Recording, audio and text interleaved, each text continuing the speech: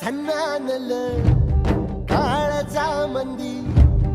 अन हत्ता मंदी हात आलं जी सैराट झालं